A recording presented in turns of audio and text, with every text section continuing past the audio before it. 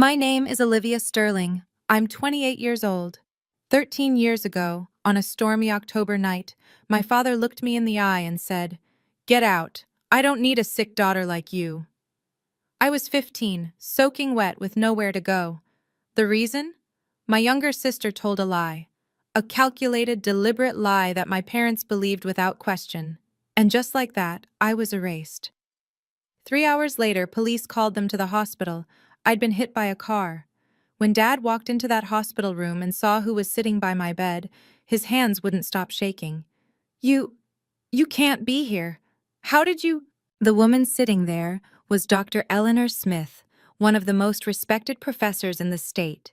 She'd found me on the side of the road and saved my life. That night changed everything. Last month, I stood on stage at my sister's graduation ceremony as the keynote speaker. My parents had no idea I was coming. Before I tell you what happened when they saw me, please take a moment to like and subscribe, but only if you genuinely enjoy this story. Also, I'd love to know where you're watching from and what time it is there. Drop a comment below. Now, let me take you back to where it all started. I learned early that in our house, Madison's tears were louder than my achievements. When I was 11, I won first place at the regional science fair. My project on water filtration systems beat out 40 other students. I was so proud.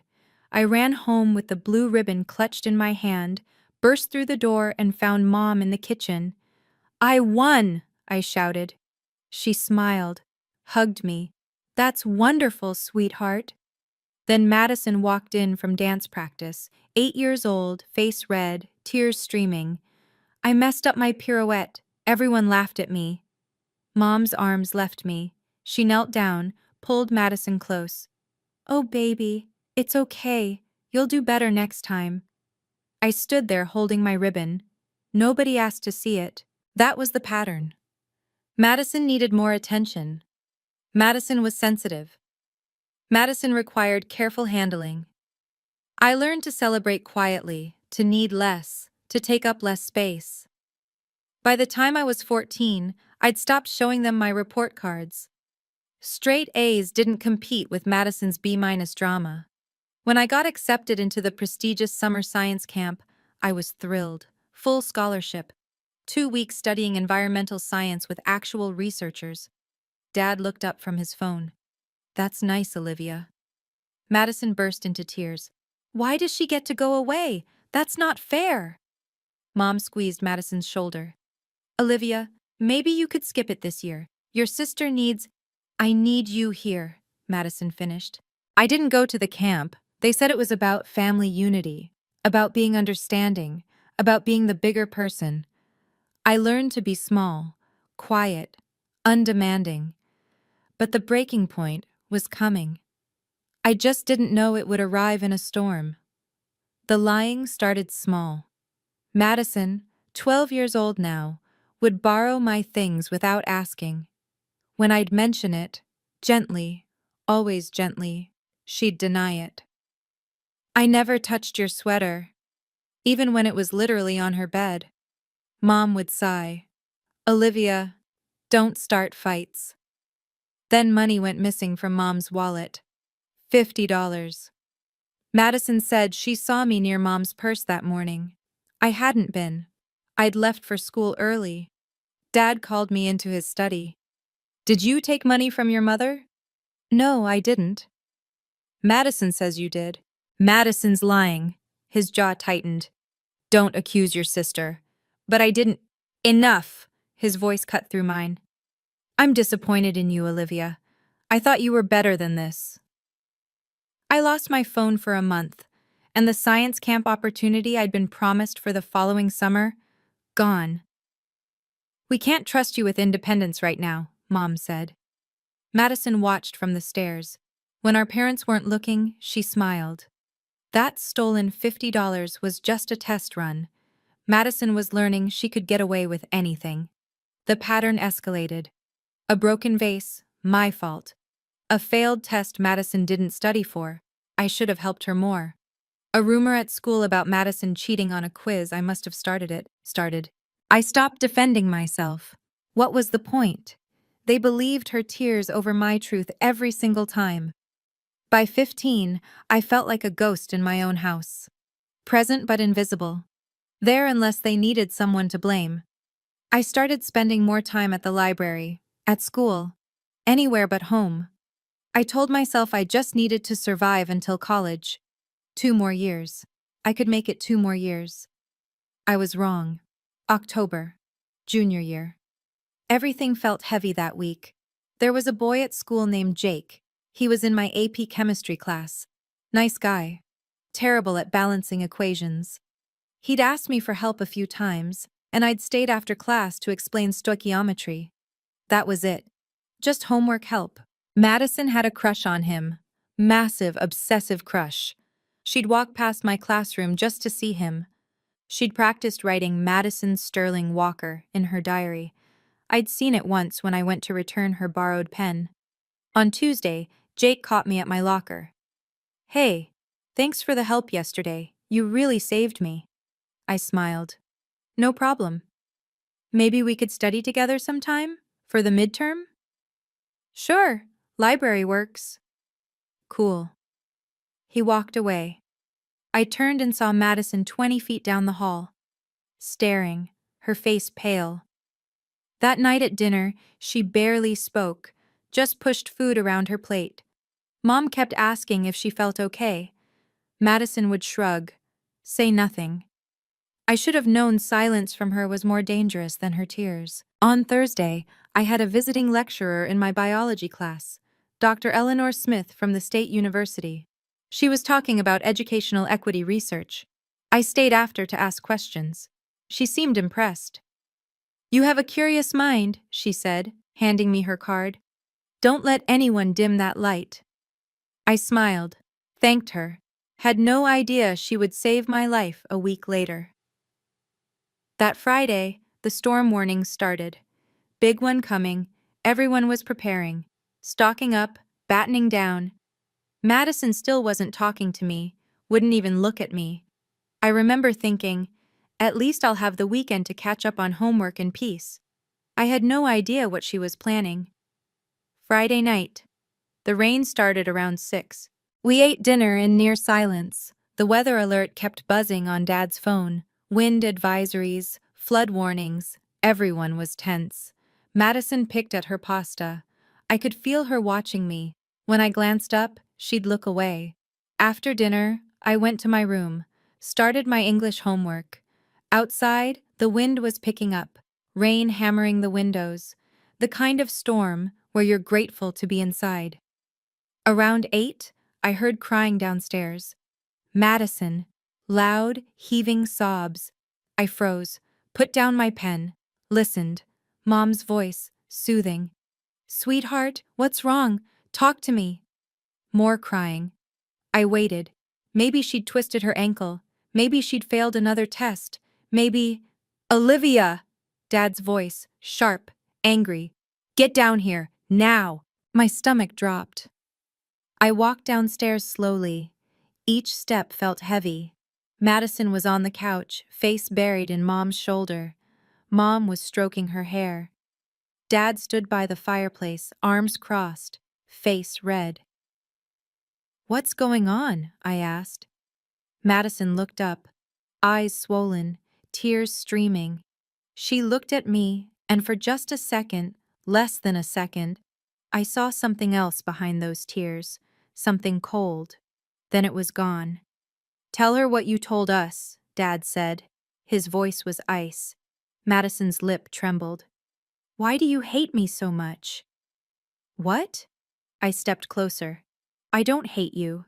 "Then why—" She hiccuped, sobbed. "Why have you been spreading rumors about me at school?" My mind went blank. What rumors? About me and Jake?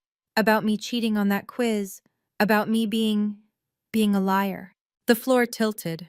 "Madison, I never—" "Don't lie to her," Mom said quietly. "Just don't." I didn't know what she was talking about, but I was about to find out, and it would cost me everything. "I didn't spread any rumors," I said. My voice shook. "I don't know what you're talking about." Madison pulled out her phone, hands trembling. Then explain this. She showed Mom a screenshot, some group chat, messages I'd supposedly sent, vicious stuff about Madison, things I would never say. But there was my name, my profile picture. I didn't write those, I said. Someone's using my account. Stop. Dad's voice cracked like thunder. Just stop lying. I'm not.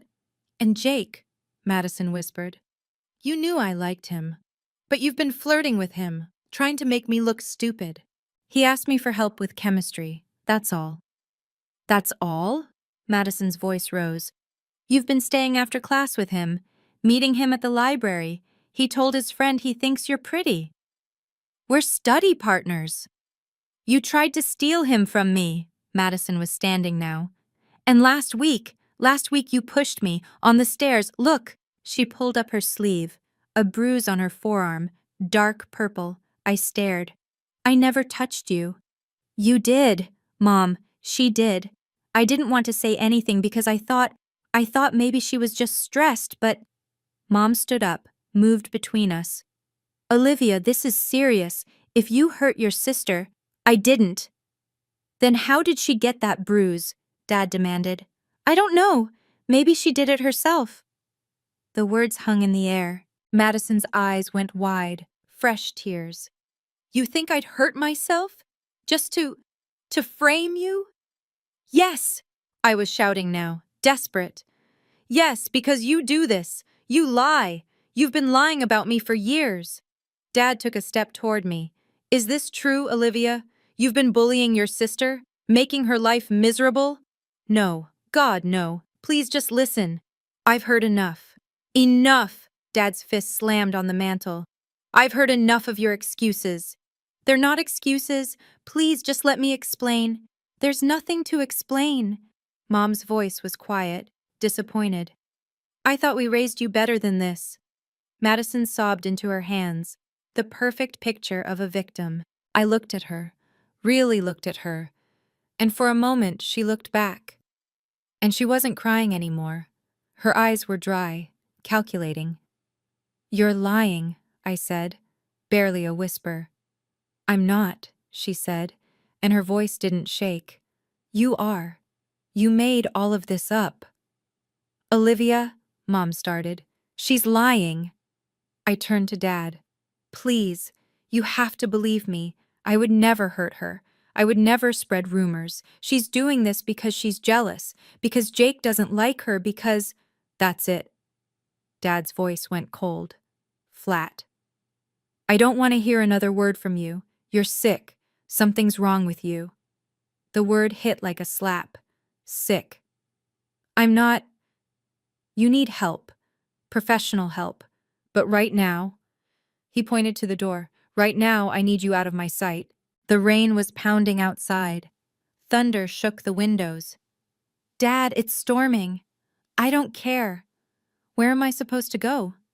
That's not my problem. His face twisted. Get out. I don't need a sick daughter like you in this house. The words carved into me. Sick daughter, like I was diseased, broken, wrong.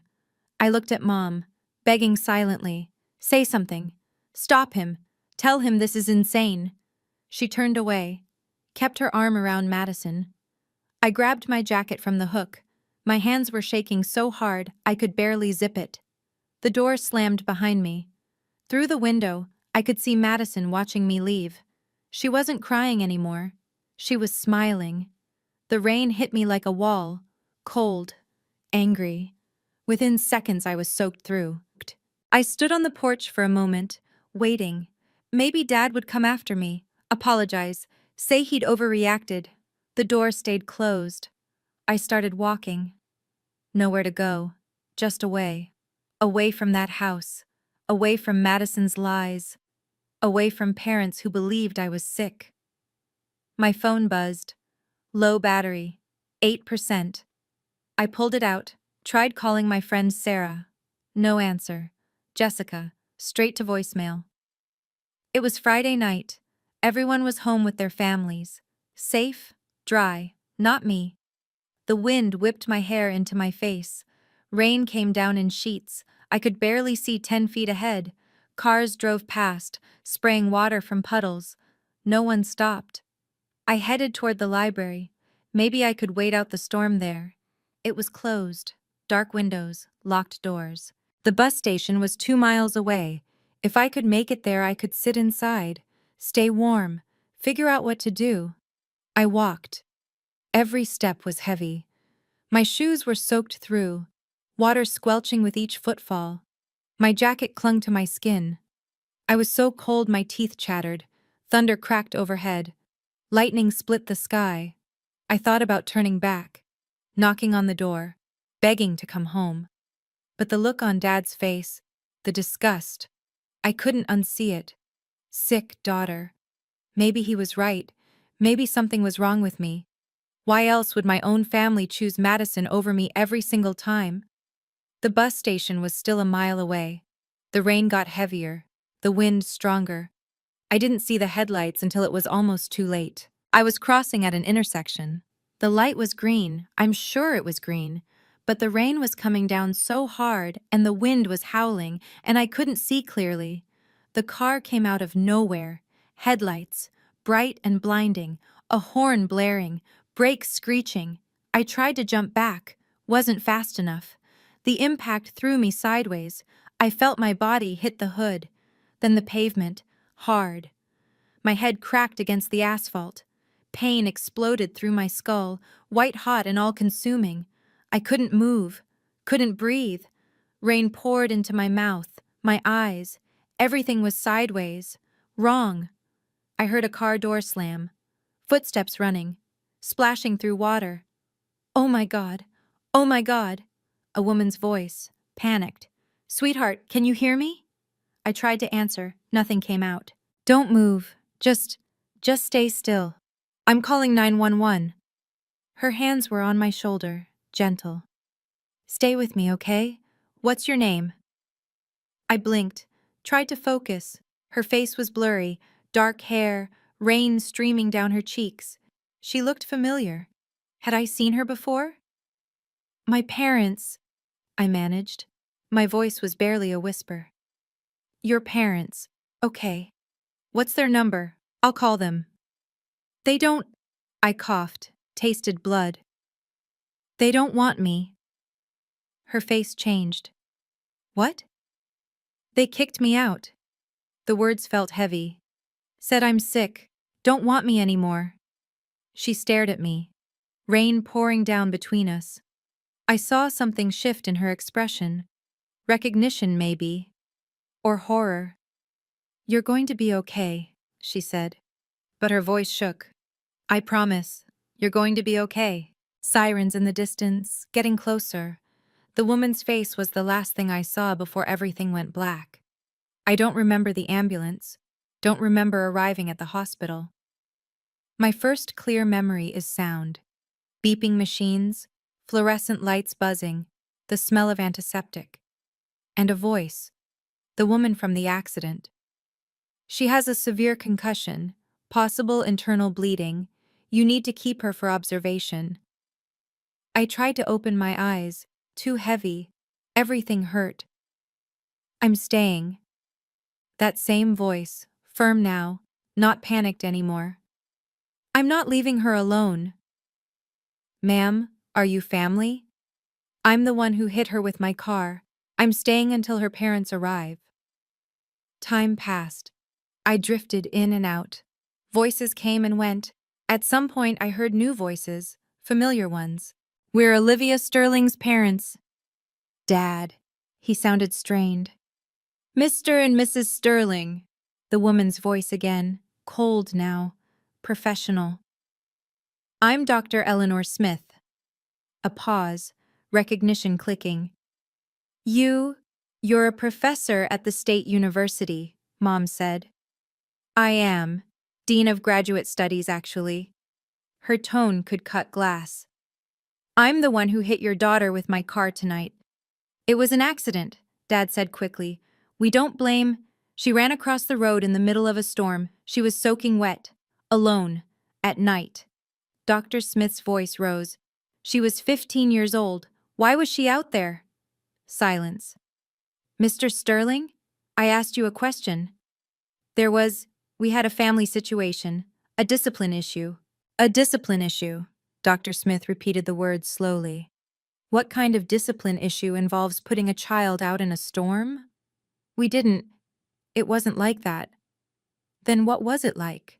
Because your daughter told me something before she lost consciousness. She said her parents didn't want her anymore. She said you told her she was sick. More silence. You're lying. Madison's voice. Small, scared. Olivia's making that up. She was barely conscious. She wasn't making anything up. I heard footsteps, someone walking away from my bed. Dr. Smith's voice, further now. I need to speak with a social worker. Now. That won't be necessary. Dad's voice, trying to sound authoritative, failing. We're her parents. We'll handle this from here. With all due respect, sir, you've handled it enough. This is a private family matter. The moment you sent a minor out in a storm, it stopped being private. Dr. Smith's footsteps came back. I felt her hand on mine, warm, protective. I'm not leaving until I know she's safe. A different voice now. A police officer. Mr. Sterling, we need to ask some questions. We haven't done anything wrong, Mom said, but her voice was shaking. Your daughter was hit by a car at 11 p.m. in a major storm. She's 15 years old. We need to understand why she wasn't home. I tried to open my eyes, managed to flutter them. Everything was blurry, shapes moving. I saw Dad's silhouette, Madison behind him. Dr. Smith noticed. She's waking up, everyone out now. She's our daughter, Dad started. And I'm the doctor in this room. Out. Footsteps, voices fading. The door closed. I felt Dr. Smith lean closer. Her hand squeezed mine gently. You're safe now, she whispered. I promise. You're safe. I wanted to believe her, but safe was a foreign word. I hadn't felt safe in years. I closed my eyes again. Let the darkness take me. When I woke up 3 days later, my parents were gone. Dr. Smith was still there. She'd kept her promise. She hadn't left me alone. The concussion was severe. I spent 4 days in the hospital. Dr. Smith came every day, brought books, sat by my bed, talked to me about college, about science, about futures I'd never imagined. My parents visited once, brought a bag of clothes, some schoolwork. They stood at the foot of my bed, uncomfortable, strangers in hospital scrubs. We're glad you're okay, Mom said. Dad nodded. You gave us quite a scare. Neither said sorry, neither explained, neither asked if I wanted to come home. Madison didn't come at all. On day 5, a social worker came. Her name was Rita. She had kind eyes and asked questions in a gentle voice. About my home, my family, what happened that night. I told her everything. Madison's lies, my parents choosing her, the words, sick daughter. Rita listened, took notes. Olivia, you have options. You don't have to go back. Where else would I go? Dr. Smith knocked on the door, stepped in. She could stay with me. I stared at her. What? Foster placement, temporary until we figure out something permanent, if you want. She looked at Rita. I've already started the paperwork. Why would you do that? My voice cracked. You don't even know me. Dr. Smith sat on the edge of my bed. Because someone once did it for me. When I was 17, my family kicked me out. A teacher took me in, changed my life.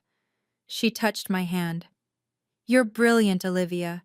You have potential most kids never dream of. Don't let anyone tell you you're sick. Don't let anyone dim that light. I started crying. Couldn't help it. I'll understand if you want to go home, Dr. Smith said softly. But if you want something different, I'm here. I made my decision in that hospital room. I chose different. 6 months later, I was a different person. Same name, different life. Dr. Smith's house was quiet, organized, full of books and plants and soft classical music. She gave me the guest room, said I could decorate however I wanted. I transferred schools, started fresh.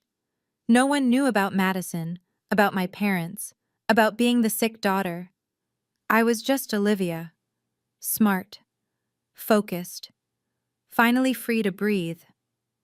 Dr. Smith, Eleanor, she insisted I call her, exposed me to a world I'd never seen. University lectures, research symposiums, dinners with professors discussing policy and equity and change. Education is freedom, she'd say. Knowledge is power. No one can take that from you. I threw myself into school. Straight A's weren't just grades anymore. They were proof. Proof I wasn't sick, wasn't broken, wasn't wrong. Eleanor taught me about grant writing, about scholarships, about systems that help kids like me, kids from difficult situations, kids who need a second chance. You're going to do something important someday, she told me once. We were having dinner. Pasta and salad. Normal. Safe. I can see it. I thought about my old family sometimes. Wondered if Madison ever told them the truth. If Dad ever regretted those words. If Mom ever stood up for me. But mostly, I didn't think about them at all. I heard things through mutual friends. Madison was doing fine. Still the golden child. Still the center of attention. My parents had removed all my photos from the house, like I'd never existed. Good, I thought. Let them erase me. I'm building something better. By my senior year, I had a plan. College, major in education policy, build something that would help kids who fall through the cracks, kids whose families fail them. I was going to turn my pain into purpose.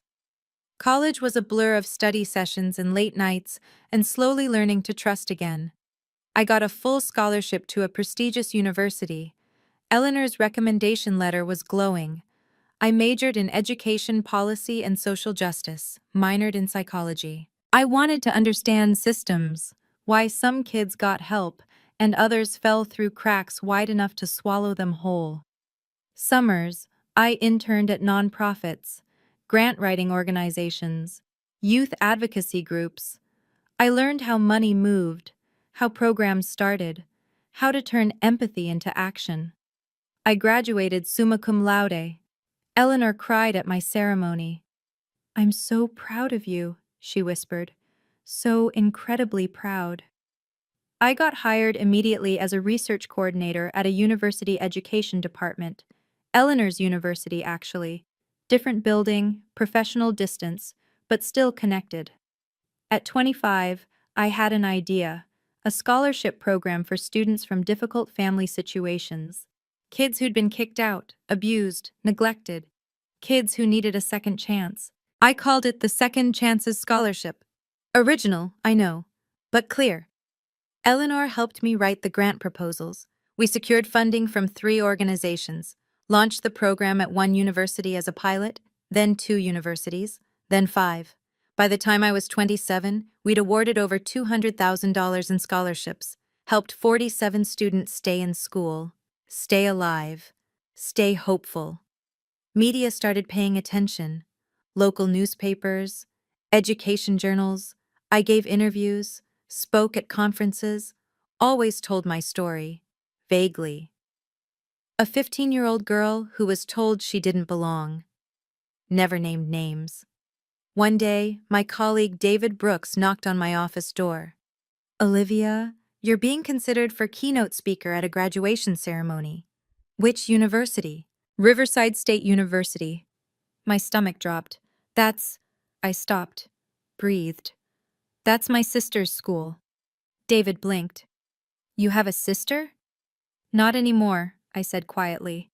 "But yes, she graduates this spring." David sat down. "Do you want me to decline on your behalf?" I stared at my desk, my hands, the scholarship applications stacked in neat piles, 47 students, 47 second chances. "What's the theme?" I asked. "Resilience and educational equity.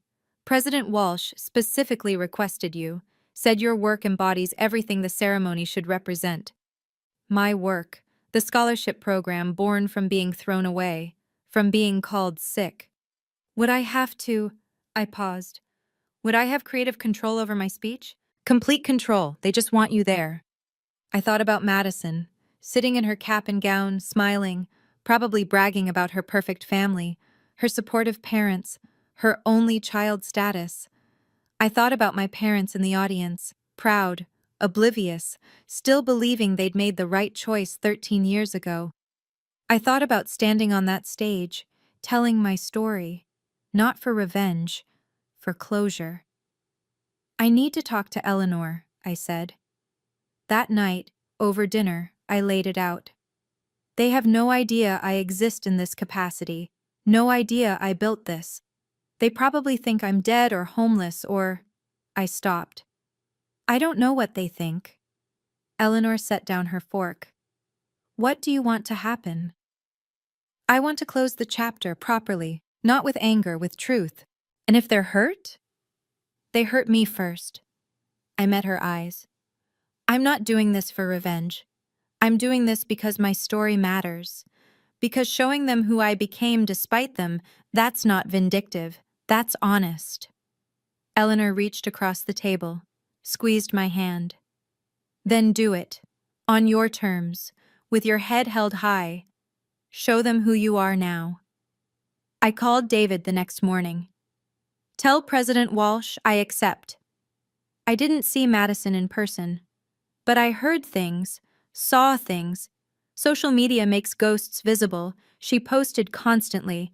Her senior year was documented in filtered photos and carefully curated captions, brunches with friends, study sessions that looked more like photo shoots, the perfect college experience. Can't believe I'm graduating in 2 months, one caption read. So grateful for my parents who supported me every step of the way. Hatch blessed # family first. The comments poured in. You're amazing. So proud of you. Your parents raised you right. I scrolled through her profile once. Just once. Morbid curiosity. There were no photos of me, no mentions of a sister. In her digital universe, I'd never existed. One post caught my attention. Madison at dinner with our parents. Big smiles, wine glasses raised. Celebrating my graduation with the 2 best people in the world. Love you, Mom and Dad. Dad looked older, gray at the temples. Mom looked tired, but they looked happy, proud. I closed the app. Through old acquaintances, people I'd known before the storm, I heard Madison was excited about graduation. Big ceremony, all her friends would be there. Her parents were throwing a party afterward. The keynote speaker is supposed to be really good, one friend posted in a group chat I was still accidentally part of. Some researcher who started a scholarship program. Should be inspiring. Madison had replied, Ugh, those speeches are always so boring, but whatever, it's my day. I smiled at that, took a screenshot, saved it. Not for revenge, just for proof that she had no idea, no clue what was about to happen. I wondered if she'd recognize me. 13 years was a long time. I'd changed, grown up, become someone else entirely. Guess we'd find out. I wrote my speech over 2 weeks, drafted, revised, cut, added, read it aloud to Eleanor a dozen times. Don't mention names, Eleanor advised. Tell the story, let people connect the dots themselves. The speech opened with statistics, educational inequity, students who fall through systemic cracks. Then it shifted personal. At 15, I was told I didn't belong, that something was wrong with me, that I was too broken to keep. I practiced in front of the mirror, watched my face stay calm, composed, professional. But someone saw potential instead of problems. Someone gave me a second chance. And that changed everything. No tears, no anger, just facts, just truth. David arranged everything, parking, credentials, my name in the program. Olivia Sterling, director of Second Chance's scholarship program. The night before I couldn't sleep, Lay in bed staring at the ceiling, thinking about Madison, about Dad's voice saying sick daughter, about Mom turning away. Was I doing this for the right reasons? Eleanor knocked softly, came in with tea, sat on the edge of my bed like she had 100 times before. Second thoughts? She asked. Just thoughts. You're not the girl they threw away, Olivia. You're the woman who built herself back up. Remember that tomorrow. I sipped the tea. Chamomile, honey. Will you be there? Front row. Always. Morning came too fast. I dressed carefully. Navy suit. Professional but not stuffy. Eleanor's grandmother's pearl necklace. She'd insisted I borrow it. In the mirror, I looked confident. Successful. Nothing like the soaked 15-year-old who'd been told she was sick. I was ready. The campus was beautiful. Old brick buildings, manicured lawns, students in caps and gowns everywhere, families taking photos, laughter, excitement. The air buzzed with possibility. I arrived early, met President Walsh in his office. He was warm, effusive. Ms. Sterling, we're honored to have you. Your work is extraordinary. Thank you, sir. The students will be inspired, I'm sure of it. David walked me to the auditorium. Backstage was controlled chaos. Faculty adjusting robes, staff checking microphones, graduates peeking through curtains at the filling seats. I looked at the program, scanned the graduate names. There, row 3. Madison Sterling, Bachelor of Arts Communications. My heart kicked against my ribs. You okay? David asked. Yes. I folded the program. Just ready. Eleanor arrived. She wore a beautiful emerald dress, looked proud. She hugged me tight. You've got this. I know. Remember? I know. I smiled. Head high, truth clear, no revenge, just honesty. She kissed my cheek, went to find her seat. The auditorium was filling. I could hear the murmur of voices. Hundreds of people, families, friends, all here to celebrate their graduates. Somewhere out there, my parents were sitting down, probably in the middle section.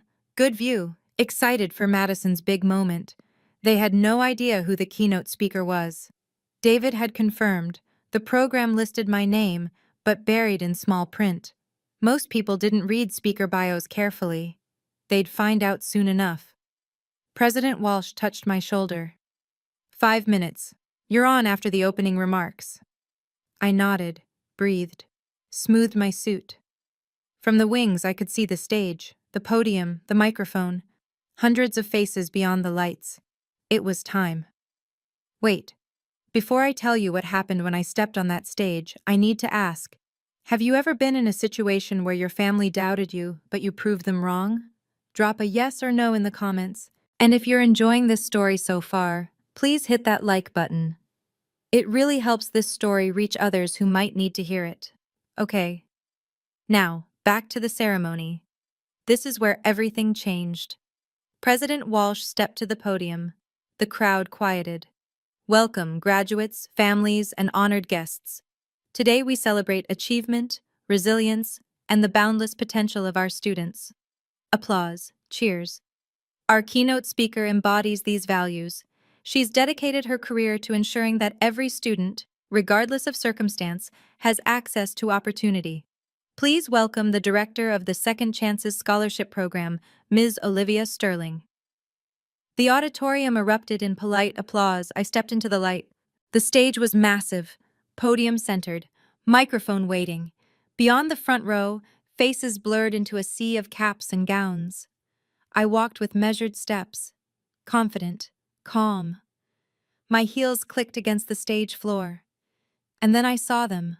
Row 3, Madison, cap and gown, honor cords around her neck. She was clapping, smiling, turned halfway to whisper something to the girl beside her. Then she looked up, saw me. Her hands froze mid-clap. Her smile faltered. Confusion crossed her face. Then recognition, then shock. Her mouth opened slightly. No sound came out. Behind her, row 8, Mom and Dad, still clapping, not looking closely yet, just polite audience members applauding a speaker whose name they hadn't registered. I reached the podium, adjusted the microphone, looked out over the crowd. Madison's face was pale, staring. Her friend nudged her. "You okay?" Eleanor sat front row, stage right. She nodded once, small, encouraging. I gripped the podium edges. "Good morning. Thank you, President Walsh, for that generous introduction."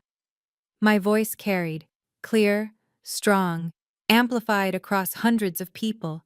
Dad's head jerked up. I saw him lean forward, squint, trying to place my voice. Mom's hand went to her chest. I smiled, professional, warm. "It's an honor to be here today. Today, I want to talk about resilience, about what happens when you lose everything and find yourself anyway." The audience was quiet now, attentive. "Let me tell you about a 15-year-old girl." I kept my voice steady, conversational. She was told she didn't belong, that something was fundamentally wrong with her, that she was too broken to keep. Mom's hand gripped Dad's arm. I could see it even from the stage. One night, in the middle of a storm, she was put out, told to leave, told she wasn't wanted anymore. Whispers rippled through the crowd, uncomfortable shifting. She wandered alone in that storm for hours. No phone, no money, no place to go. She was hit by a car, nearly died. Madison had gone completely still, frozen. Her face was white. But someone stopped, someone helped, someone saw potential where everyone else saw problems. Eleanor's eyes were bright, proud. That person became her family, her mentor, her mother in every way that mattered. I paused. Let the words settle. That 15-year-old girl was me. The auditorium went silent. You could have heard a pin drop. Dad stood up halfway. Mom pulled him back down, both of them staring, mouths open. Madison looked like she wanted to disappear through her chair. Students around her whispered, pointed. Her friends looked confused, concerned. "I'm here today because Dr. Eleanor Smith," I gestured to Eleanor, "didn't give up on me when my own family did. She taught me that rejection isn't the end. It's a beginning." More whispers, spreading like wildfire. The Second Chances Scholarship was born from that experience. It exists for students who've been told they're not enough, who've been dismissed, abandoned, cast aside. I looked directly at Madison, made eye contact. Because being rejected doesn't define you, what you do afterward does. Today, that scholarship has helped 47 students. My voice stayed level, clear. Students like the girl I used to be. A woman in the back whispered loudly, "Is that really her family?" I continued, professional, unshaken. I learned something important in those years after the storm. Family isn't always biology. Sometimes it's choice. Sometimes it's the people who choose you when others walk away. Eleanor wiped her eyes, smiled at me. "I learned that you don't need everyone to believe in you. You just need one person. One person who sees past the surface, past the accusations, past the lies." Madison's face crumpled. She looked down, shoulders shaking. Her friends had stopped whispering. They were staring at her now, connecting dots. And I learned, I gripped the podium, that success isn't about proving people wrong. It's about building something meaningful despite them. Dad's hands were trembling. He looked like he wanted to run, leave, escape. Mom was crying silently, mascara running. So to the graduating class of Riverside State University, I leave you with this. Your worth is not determined by who stays. It's determined by how you grow after they leave. I paused. Let that land. You will face rejection, disappointment, people who underestimate you. That's guaranteed. I looked across the sea of graduates, young faces, hopeful. But you get to decide what happens next. You get to choose who you become. Standing ovation. Slowly at first. Then building. Students standing. faculty, families, not everyone. Dad stayed seated, pale, hands over his face. Mom stood mechanically, clapping weakly, tears streaming. Madison didn't move, sat frozen, staring at her lap. I stepped back from the podium. President Walsh was beaming. "Thank you, Ms. Sterling. That was powerful." I walked off stage, back into the wings, and I breathed. The ceremony continued. President Walsh returned to the podium, started calling names. I stayed backstage, watched through the gap in the curtains. The energy had shifted. Students walked across stage to receive diplomas, but the applause was distracted, uneven. People were still processing my speech, talking, pointing, checking their phones. Madison Sterling, Bachelor of Arts, Communications. Madison stood, walked to the stage. Her smile was tight, forced. Her hands shook as she accepted the diploma. The applause was thin, scattered. Some people clapped enthusiastically, her close friends probably, but others didn't clap at all, just watched, whispered. She walked off stage quickly, disappeared into the crowd of graduates. I saw her friends huddled around her, talking urgently. Madison shaking her head, trying to explain something, failing. Dad and Mom sat rigid, not talking, not moving, just staring straight ahead. After all the names were called, President Walsh closed the ceremony. "Congratulations to the class of 2026. Caps flew. Cheers erupted. Families rushed forward. I slipped out a side door, met Eleanor in the reception area outside the auditorium. "You did it," she said, hugged me tight. "I did." "How do you feel?" I thought about it. "Free?" David appeared. "Olivia, wow." He looked flustered. "I had no idea. Your family? Are you okay?" "I'm fine. They're asking to see you." "Who?" "Your parents. They're at the side entrance. They want to talk." My stomach tightened. "Do I have to?" David shook his head. "Absolutely not. I can have security. No." I straightened. "I'll talk to them, on my terms, 5 minutes. That's it." Eleanor squeezed my hand. "I'll be right here." I walked toward the side entrance, toward the family I'd left behind 13 years ago. They stood by a pillar. Dad's face was gray, Mom's makeup smeared. Madison hovered behind them, eyes red. I stopped 3 feet away, professional distance. "You wanted to talk?" Dad's mouth opened, closed. "Olivia, we didn't know you'd be here." "I'm sure you didn't. You look—" Mom's voice broke. "You look well." "I am well. Dr. Smith made sure of that." Eleanor had followed me, stood slightly behind, protective. Dad's eyes flicked to her, then away. "We owe you an apology." "You owe me a lot more than that." My voice was calm, level. "But an apology is a start."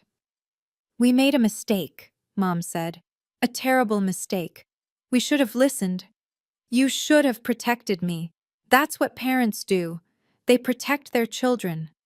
I kept my hands at my sides, didn't cross my arms, didn't close off. "You chose Madison's lie over my truth. You called me sick, threw me out in a storm." Madison flinched, tears rolling down her face. "We were wrong," Dad said, his voice cracked. "I was wrong. Olivia. I've regretted that night every day for 13 years. "Good." The word hung there, sharp. "Can we talk?" Mom reached toward me. "Privately? As a family?" "We're not a family." I said it gently, not cruel, just factual.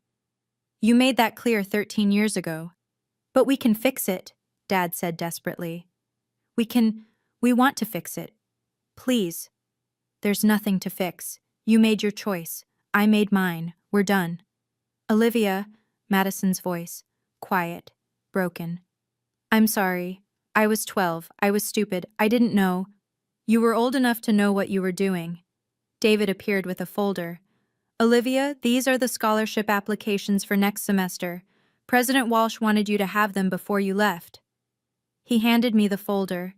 Official university letterhead, my name, my title, photos of scholarship recipients, testimonials.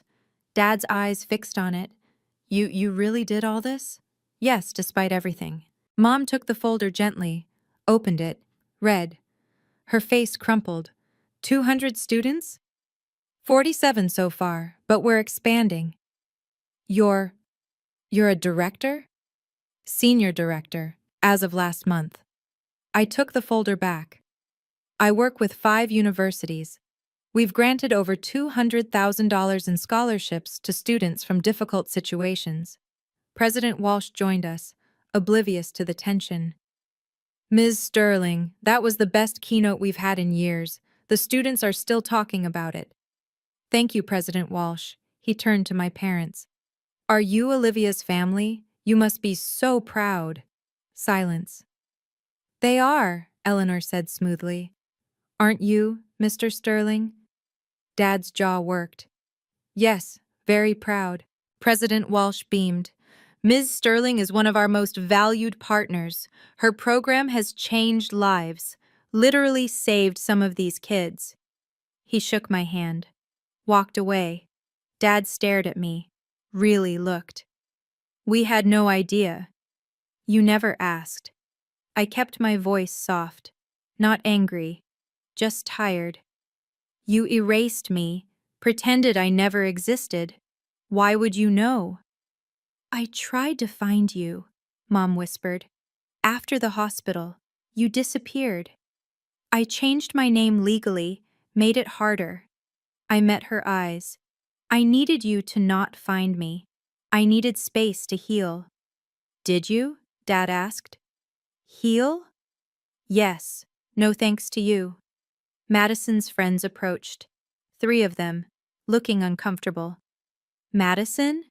One girl touched her arm. Is that true? Is she really your sister? Madison nodded, couldn't speak. You said you were an only child. I know, You told everyone your sister died. Another friend's voice was cold. Last year, you said she died in a car accident when you were 12. My eyebrows rose. You told them I was dead? Madison's face flushed. I didn't. It was easier than explaining. Explaining what? The first friend demanded. That your family kicked her out? That you lied about her? It wasn't like that. Then what was it like? The third friend looked at me. I'm sorry. I'm so sorry this happened to you. Thank you, I said quietly. They walked away. Madison stood there, alone, watching them leave. Madison, Mom started. Don't. Madison's voice was sharp. Just don't. She looked at me, really looked. I wanted to tell them so many times. I wanted to tell everyone the truth, but I was scared. Scared of what?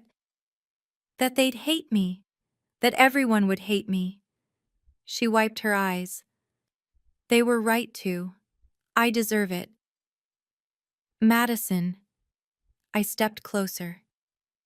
I don't hate you. I forgive you.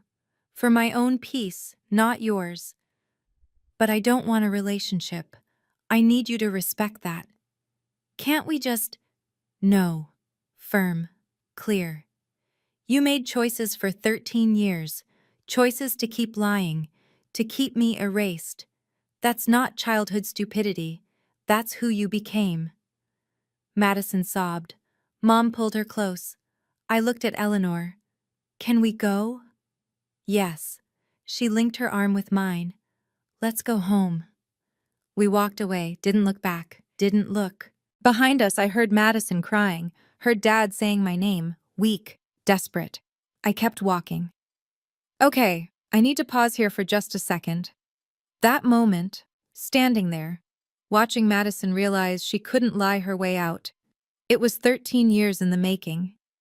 If you've ever had to set boundaries with toxic family members, drop a comment. Boundaries matter. And if this story is resonating with you, please subscribe. I share these stories because I know someone out there needs to hear them. Now let me tell you what happened in the weeks that followed. The week after graduation, my phone wouldn't stop buzzing. Voicemails from Dad. Please call back. We need to talk. I'm so sorry. We're so sorry. Just, please. Emails from Mom. Long, rambling, full of apologies and excuses. We were under so much stress. Madison was going through a phase. We didn't understand what we were doing. I didn't respond. Not yet. Work kept me busy. Scholarship applications poured in. The ceremony had gone viral. Not the whole thing, but my speech. Someone had recorded it, posted it to social media. 50,000 views, then 100,000. Comments flooded in. This woman is incredible. Family isn't blood. It's who shows up. I cried. This is exactly what I needed to hear. But also, anyone know if this is real? What university was this? Need to know what happened to the sister. I ignored them, focused on work. Then an email came from one of Madison's former friends. Subject line, "You deserve to know." Inside, screenshots, group chats. Madison's friends discussing her, distancing themselves. One message stood out. "I can't believe she lied about her sister being dead. That's psychotic." Another. "I'm uninviting her from my wedding. I don't want drama." Madison's carefully constructed social life was crumbling. Part of me felt bad, a small part. The larger part felt nothing, just relief. Eleanor and I had dinner. Quiet, comfortable. "How are you processing?" she asked. "I don't know, I feel—" I paused, searched for the word. "Free. Like I finally put down something heavy I didn't realize I was carrying." "You did well, Olivia. Handled it with grace. They want to reconcile." "Do you?" I thought about it. Really thought. "No, I don't think I do." She nodded, squeezed my hand. "That's okay. You're allowed to walk away." 2 weeks later, Dad showed up at my office. My assistant buzzed me. "Olivia, there's a Mr. Sterling here to see you. He doesn't have an appointment, but he says he's your father." My stomach tightened. "Give me 5 minutes, then send him in." I closed my laptop, straightened my desk, breathed. Dad walked in looking 10 years older, gray hair, lines around his eyes, shoulders slumped. "Thank you for seeing me," he said. "I have a meeting in 20 minutes. "I understand." He sat across from my desk, formal, like a job interview. "Olivia, I need to say this. We were wrong. I was wrong. What I did to you, what I said to you, it was unforgivable." "Yes, it was." Madison told us the truth. Finally, last week, she broke down, confessed everything, the lies, the manipulation, all of it. 13 years too late. I know it doesn't fix anything." His hands shook. He clasped them together. "But I need you to understand. We've been living with this guilt. Every day, every single day. We look at that empty room, the photos we took down, and we know we destroyed something we can never get back." "You're right. You can't. Can you forgive us?" I leaned back, considered. "Forgiveness isn't the issue, Dad. Trust is, and that's broken, shattered. You believed Madison's lies over my truth. You called me sick. You threw me out in a storm." "I know. You don't know." My voice stayed calm, quiet. "You don't know what it's like to be 15 and homeless in a storm. To be told by your own father that you're too broken to love. You'll never know." Tears rolled down his face. "What can I do? Tell me what I can do." "Nothing. There's nothing you can do. It's too late." 3 days later, an email arrived. Subject, "I'm sorry." From Madison. I almost deleted it, finger hovering over the trash icon, but curiosity won. "Olivia, I know you don't want to hear from me. I know I don't deserve your attention, but I need to say this. I was jealous, so jealous of you. You were smart and capable and people liked you without you even trying. I had to work for every bit of attention I got. And it still wasn't enough. You were always better. When Jake liked you instead of me, I snapped. I planned the whole thing, the screenshots, the bruise, everything. I knew Mom and Dad would believe me. They always did. I didn't think it would go that far. I didn't think Dad would actually throw you out. When I saw you walking into the storm, I felt sick, but I couldn't take it back. I was too scared, too proud. I've spent 13 years lying, to everyone, to myself. I told people you died because it was easier than admitting what I did. I destroyed your life, I know that, and I destroyed my own too. I have no real friends now. Nobody trusts me. I lost my job offer because someone from graduation told HR about my family situation. I'm not asking for forgiveness. I don't deserve it. I'm just asking you to know.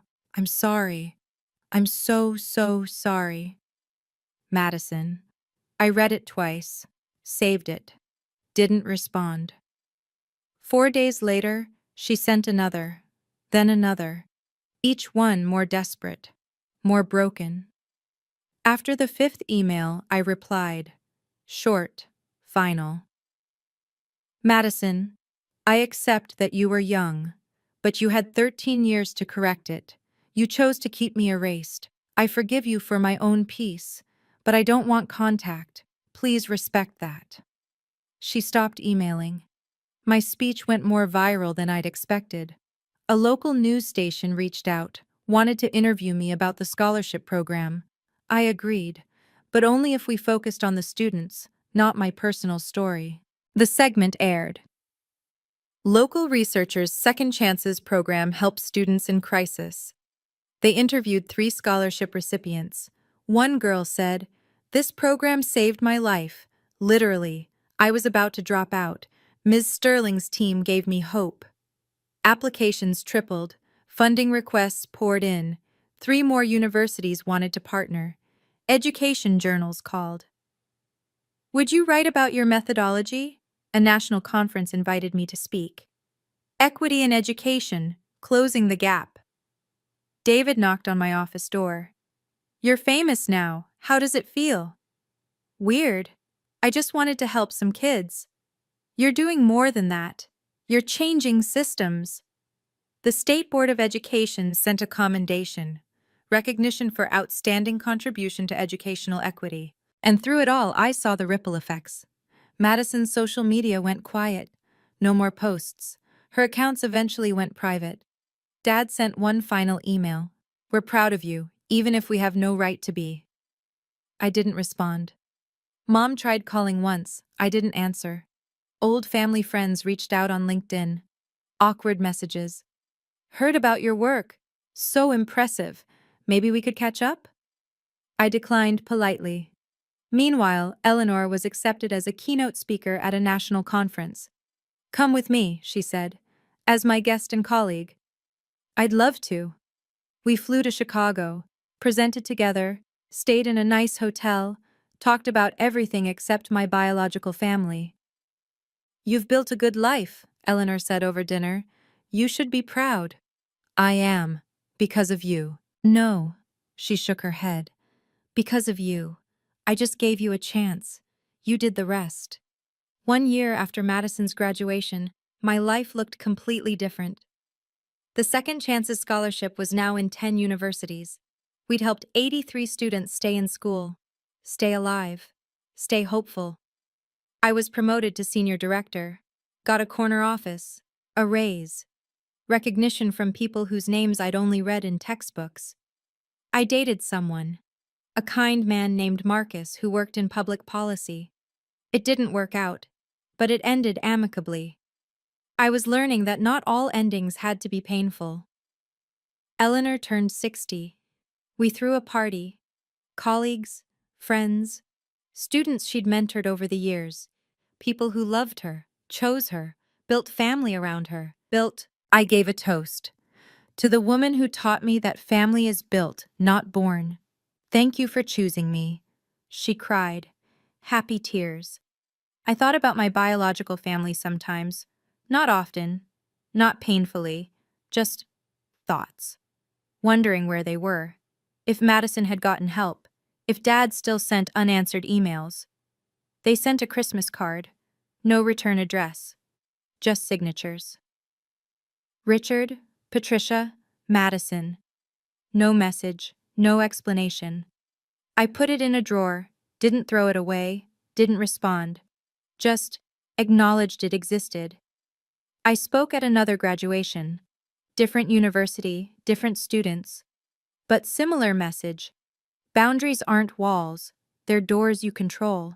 Afterward, a young woman approached, 20 years old, tearful. That was my story too. My family kicked me out at 16. I thought I was alone. You're not alone, I told her. You're surviving. That's more than enough. She hugged me, tight. Thank you. I drove home that evening, to the house I shared with Eleanor, my real mother, and felt something I hadn't felt in years, complete peace. People ask me if I regret that night, the storm, the pain, the hospital.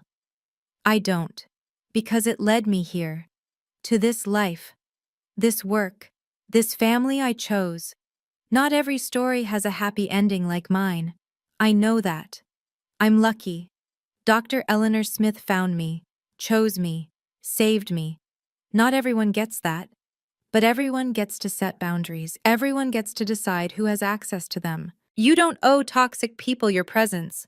Not even if they're family. Especially not if they're family. Forgiveness doesn't mean reconciliation. You can forgive someone for your own peace while still keeping them out of your life.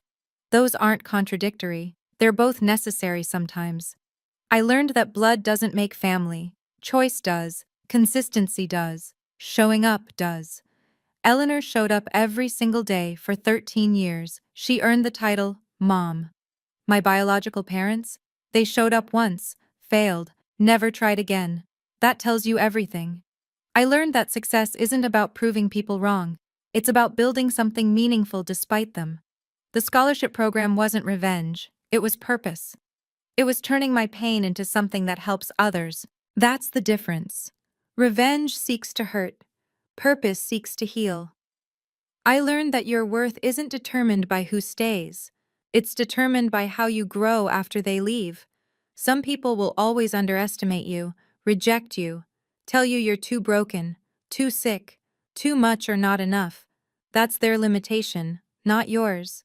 You get to decide what happens next. You get to choose who you become. I chose to become someone who helps kids like me. Kids who need a second chance. Kids who deserve to know they're worth saving. That's my legacy. Not the family that threw me away, but the family I built afterward. So that's my story. The storm that almost destroyed me became the catalyst for everything I built. I'm 28 now, same age as when I started telling you this, but I feel older, wiser, whole. My parents' names are still in my phone. I haven't deleted them. But I haven't called either. They exist in my past, not my present, and definitely not my future. Madison sends me a message every few months, short, apologetic. Thinking of you, hope you're well. I read them, don't respond. Maybe someday I will, maybe not. Either way is okay. Dr. Eleanor Smith is Mom now, not Dr. Smith, just Mom. She's the emergency contact on every form. The person I call when something good happens. The one whose opinion matters. Blood didn't make her my mother. Choice did. 13 years of showing up. Of believing in me. Of loving me when I couldn't love myself. That's family. Every year, on October 15th, the anniversary of that storm, I drive past my old house. Not to punish myself, not to wallow, just to remember. I park across the street, look at those windows, that door, and I think, that girl survived. She survived being called sick, being thrown away, being told she was too broken to love. And she didn't just survive, she thrived. If you're in a storm right now, metaphorical or real, know this. You can survive it. You can even thrive after it. Just because someone gives up on you doesn't mean you give up on yourself. Set your boundaries. Choose your family. Build your purpose, and never, ever let anyone tell you you're too sick, too broken, or too much. You're exactly enough. Thank you for listening. You matter. Thank you so much for staying with me until the end. If this story helped you in any way, please hit that like button and subscribe. Your support helps these stories reach others who need to hear them. And if you want more stories like this, check the description below. I've linked similar videos there. Remember, you define your worth. Nobody else. Take care of yourself. I'll see you in the next story.